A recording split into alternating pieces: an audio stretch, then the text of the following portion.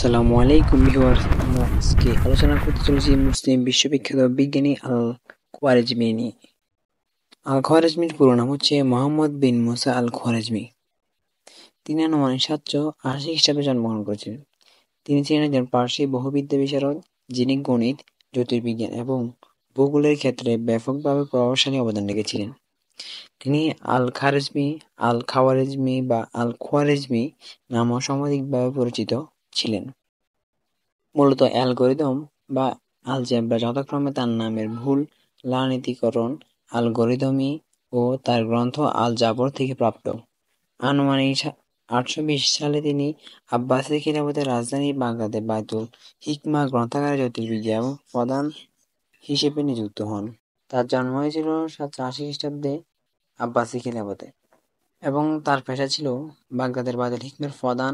তিনি ইসলামী স্বর্ণযুগের একজন বিখ্যাত বিজ্ঞানী ছিলেন। তার উল্লেখযোগ্য কিছু গ্রন্থের মধ্যে একটি গ্রন্থ হচ্ছে আল-জাবর, সিদ্ধিদ, কিতাব সূরাতুল আরদ। তার উল্লেখযোগ্য অবদান রয়েছে বীজগণিত এবং হিন্দু আরবি পদ্ধতি সম্পর্কিত গ্রন্থ। তিনি মিশরের আবু কামিলের প্রভাবে তার এই গ্রন্থগুলো রচনা করেছিলেন।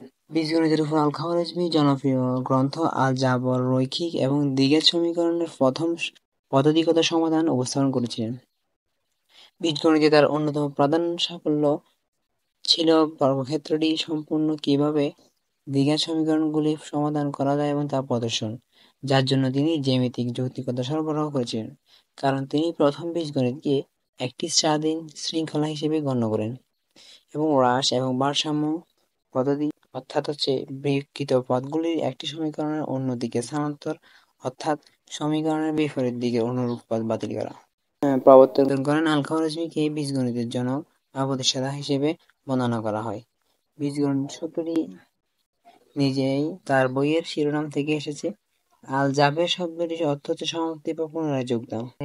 তার নাম আলগোরিজম এবং আলগরিদম শব্দের জন্ম দেয়। সেই সাথে স্প্যানিশ, ইতালি এবং পর্তুগিজ শব্দ আলগোরিটমো, স্প্যানিশ গুয়ারিসমো এবং পর্তুগিজ আলগারিসমো অর্থ ডিজিট।